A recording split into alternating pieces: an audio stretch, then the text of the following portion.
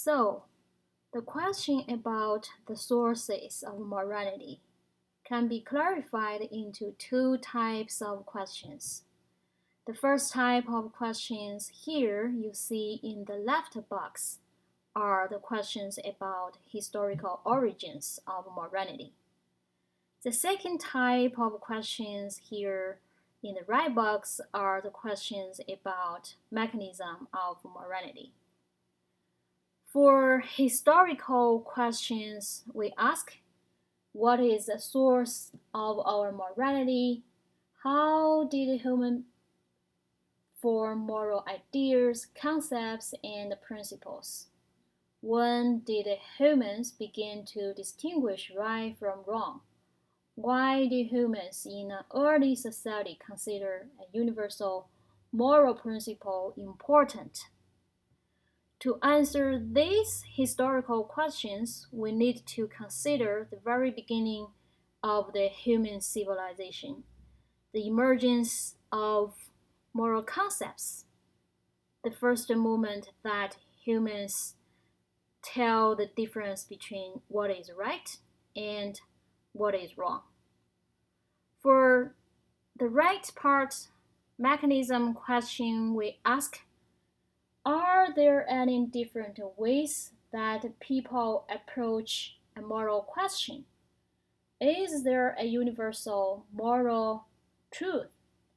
Does intellectual consideration affect moral judgment?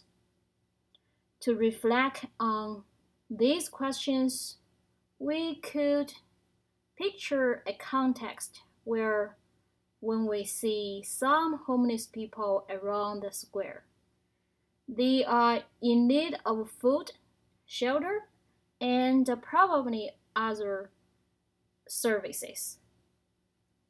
Many people pass by the square every day. Some of them think they have sort of obligation to help those homeless people, and they have different reasons for the obligation. Well, for other people, they might think they do not have any obligations for those homeless people. And in terms of the objectivity of morality, we know the fact that people are from different cultural backgrounds, hold different religious beliefs, and have diversified personal positions. So, their moral values might be affected by those factors, right? It is hard to tell whether there is a universal moral truth or not. Also, for the considerations here, we need to think about, for example, for the intellectual part, for an illiterate person, a college student, and a professor who teaches ethics. Will they think differently on the issue of those homeless people around the square? So, to further clarify the historical question and the mechanism question here, I'm going to combine two scenarios to explain.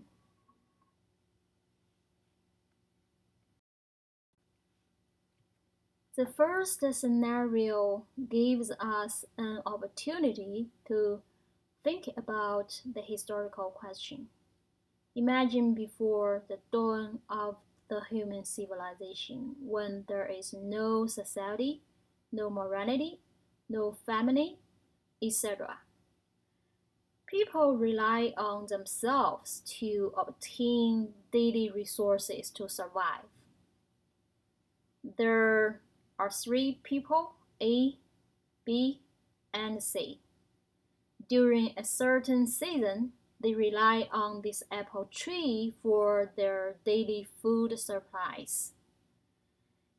And the apple tree produces limited but enough apples for A, B, and C during this time. Nobody actually owns this apple tree. Every day they just come and pick up one apple.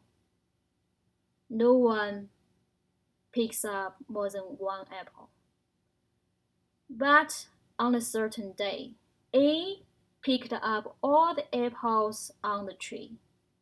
So when B and C come to pick up their apples, they found nothing. Now, it raises a question whether it is morally right for A to pick up all the apples, or does B or C have a right to require A to give them some apples?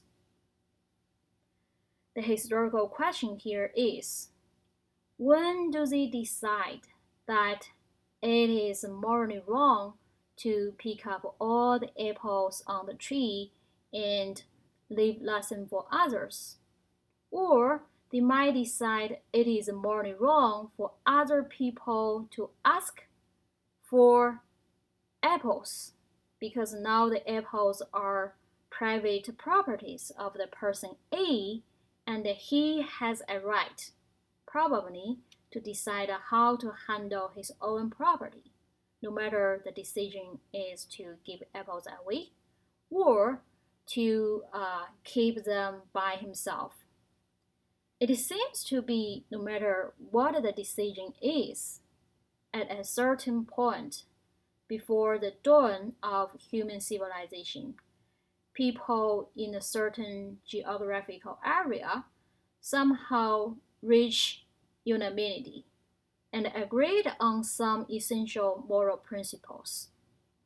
That first unanimity can be assumed as the origin of morality. So this is a historical question. Now we come to the second scenario, which offers us a chance to think about the mechanism of morality. It helps us to consider how people make moral decisions. This is a story where we could see a conversation happened more than 2,000 years ago. The context happens when a father steals a goat from his neighbor.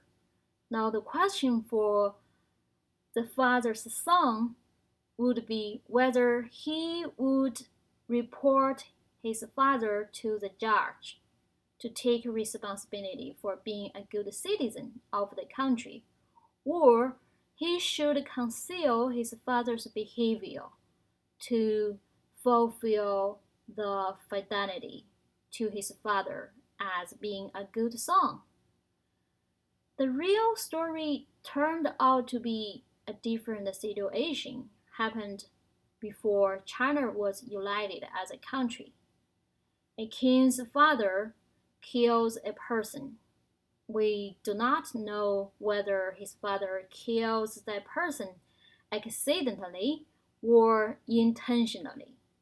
The king faced the same situation as the son in the case of goat.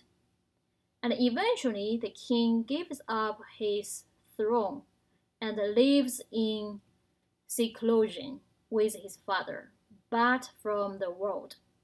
So it is an ethical decision to make whether to conceal or to condemn.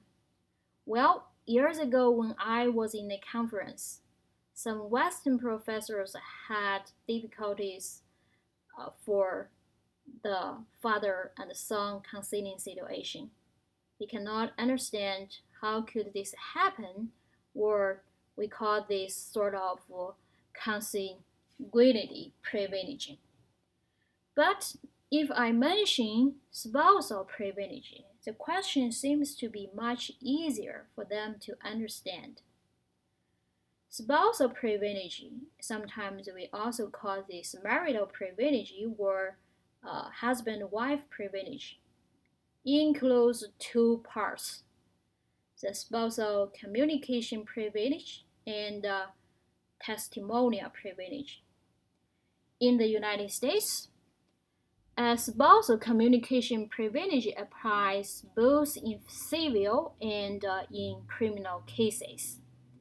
The testimonial privilege is a long-established rule of evidence, which tells that a party to legal proceedings shall not be required to testify against himself. And because a husband and a wife are taken as one person in the Western context, it extends that the defendant's protection against self-incrimination to his wife also. So we can understand that what happens in the marital relationship can be kept in confidential. So now it is not a problem for a spousal not to satisfy the other half. For the second scenario, we could see that the mechanism behind our moral thinking are quite different. I hope now we have a better understanding of the historical origins of morality and the mechanism of moral thinking. Next, I will give some information about the author.